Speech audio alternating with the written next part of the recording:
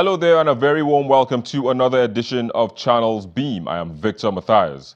Now, President Muhammadu Buhari signed the 2018 appropriation bill into law at the presidential villa in Abuja, the Federal Capital Territory.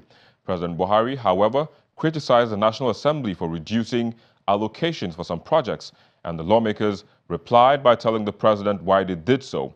Now, that will be our focus on the program today, but let's first take a look at the trending topics in the past week.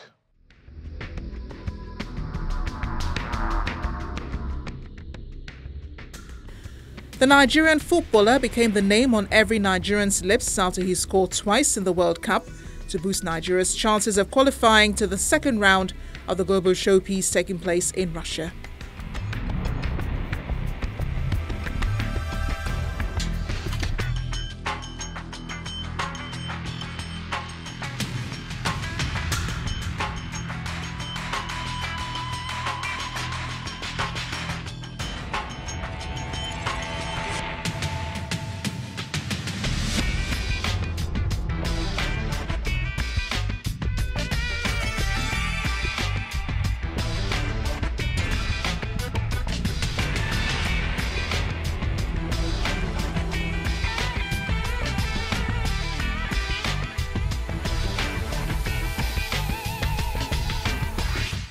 And Nigeria's ruling party, the All Progressives Congress, held its national convention where delegates from all over the country converged on the Eagle Square, Abuja, to elect those who will steer the party in the coming years, but not without a clash of egos.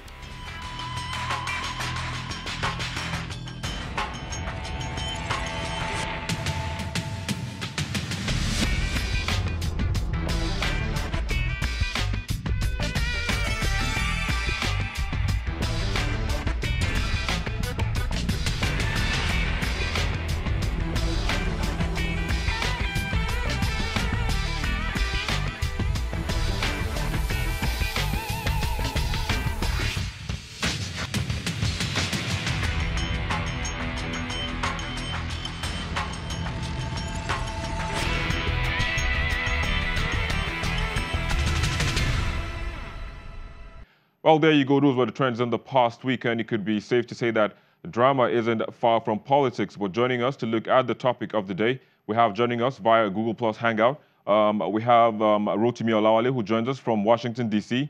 It's a pleasure to have you on the program, sir. Yeah, thank you, Victor. Thank you for having me on the program this time. You're welcome. We also have Ben Cosmos, who joins us from Kuala Lumpur in Malaysia. Thanks as well for coming on the program, sir. Thank you for having me. And we also have Abubakar Sadiq Muazu, who joins us from Maiduguri, the Borno State capital. Thanks as well for joining us on the program. Having me. You're welcome. Well, let me kickstart this conversation with you, Sadiq. I mean, you have dedicated your life to following the money, of course, monies like this, which has been budgeted, you know, year in, year out by previous and even the current administration. But what would you say? I mean, so far, let's begin with the implementation of the 2017 budget. How far did you follow that budget, and to what letter will you say it was even implemented? With regard to how far we have accessed or tracked the 2017 implementation of the budget, as you can see, I would say little or less have been done on the 2017 budget with regard to its implementation due to the delay in having the funding of the capital projects. But recently, a lot of projects were being implemented and some are on implementation stages. Some of the projects that we started tracking here in Maiduguri can be counted with some of the constituency projects within the metropolis and some of the localities. But I can tell you that if you look into what the government, executive arm of government are saying with regard to the project they have been doing and what is on ground, the reality on ground, you can come across that little or less have been done. So it is important for them to note that a lot of projects need to be done for the benefit of the common man in the rural communities. But let me come to you, Ben. I mean, looking at the fact that there was this back and forth, you know, between the legislature as well as the executive in terms of what was inserted herein or therein or thereabout. I mean, during the processes from when it was submitted to the president and before he finally assented to it. What do you think was going on, or what's your take on that back and forth that kept happening? I think this issue is not a new thing. It's not a new thing for to Nigeria between the legislative and if you listen to the former Minister of Finance, Mr. Pt.1, she highlighted the price they have to pay to make sure that the 2015 budget have to be passed because they also on the part of the executive they have to compromise. And unfortunately, some of the people who are shouting budget padding are part of that process. But unfortunately, what is the difference between this administration and that one is because the executive this time around they don't want to compromise, and so this is beginning to cause a kind of friction between both parties.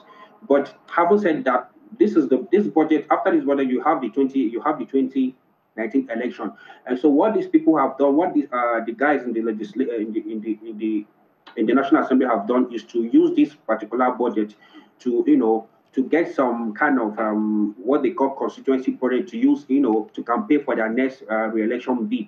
That is the game in this budget. But I it's mean, not that. Ben, let me just hold you there. I mean, that is not confirmed. That's just it's a hearsay. I mean, so to speak. I mean, because But it's not a new thing because year in year out you see them buying sewing machines, keke napep, and the rest of them. And so where are this money coming from?